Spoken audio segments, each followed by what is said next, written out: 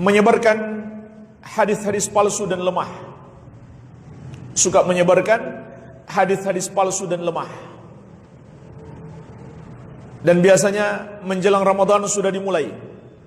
Bahkan setiap bulan Hijriah.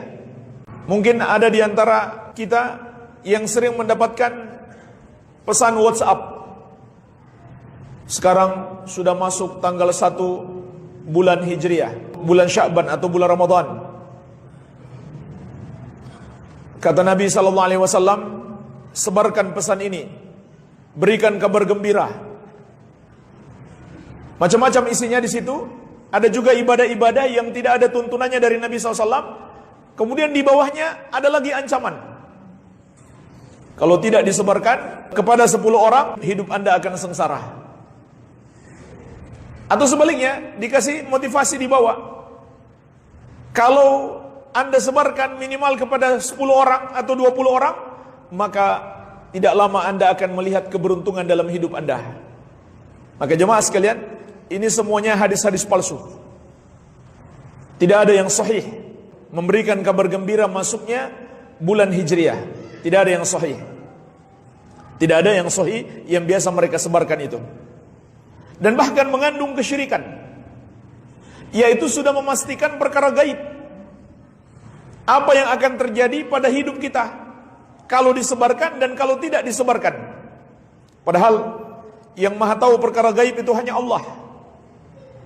Surat An-Naml ayat ke-65, Allah Azza wa Jalla menegaskan, "Qul la ya'lamu man fis samawati wal ardil ghaiba illallah." Katakan, tidak ada yang mengetahui perkara gaib satupun makhluk di langit maupun di bumi kecuali Allah. Jadi itu sok tahu perkara gaib. Dan juga jemaah sekalian, bahaya besar menyebarkan hadis-hadis palsu. Dalam hadis Abu Hurairah radhiyallahu anhu yang diriwayatkan Al-Bukhari dan Muslim, Rasulullah sallallahu alaihi wasallam bersabda, "Man kadzaba alayya muta'ammidan falyatabawwa maq'adahu minan nar." Barang siapa yang berdusta atas namaku dengan sengaja, maka siapkan tempat duduknya di neraka. Jadi jangan main-main. Jangan asal kita terima broadcast langsung kita share.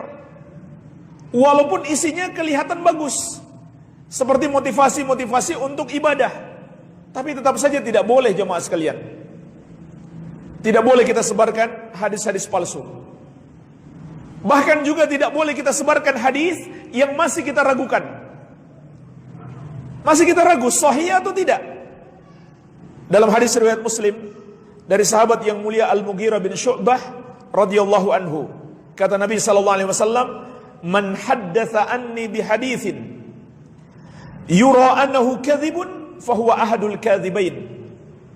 Barang siapa yang menyampaikan dariku satu hadis yang dia mengira itu adalah dusta, dia masih ragu, tetapi tetap saja dia sampaikan, maka dia adalah salah satu dari dua pendusta. Jadi dia termasuk pendusta sudah kalau menyebarkan hadis-hadis yang belum jelas, belum dia pastikan sahih atau tidak. Dan sayangnya banyak para dai, para penceramah di bulan Ramadan ini menyebarkan hadis-hadis palsu ini. Maka hati-hati, harus kita pastikan dulu hadis-hadis tentang apa saja, terutama di bulan Ramadan ini, karena semakin banyak, harus kita pastikan sahih atau tidak, baru kita sebarkan. Begitu pula ada hadis yang masyhur, Ramadan itu terbagi 3. Awalnya rahmat, yang keduanya ampunan, yang ketiganya dibebaskan dari api neraka. Itu hadis yang masyhur, tetapi hadisnya lemah. Begitu pula hadis berpuasalah supaya kamu sehat, itu juga lemah. Bahkan yang gak ada hadisnya sama sekali, mereka sebarkan seakan-akan ada hadisnya. Contohnya apa? Tidur itu ibadah. Jadinya tidur terus sepanjang hari karena tidur ibadah. Enggak ada hadisnya sama sekali, tidak ada dalilnya.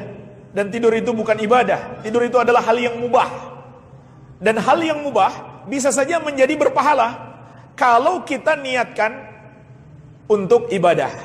Contohnya, kita tidur siang karena kita ingin nanti sholat malam tidak mengantuk, atau nanti kita bisa bangun sholat malam, atau nanti maghrib kita bisa hadir majelis ilmu karena kita sudah istirahat siang, maka saat itu tidur menjadi ibadah. Baik, jadi ini jemaah sekalian yang pertama yang harus kita waspadai.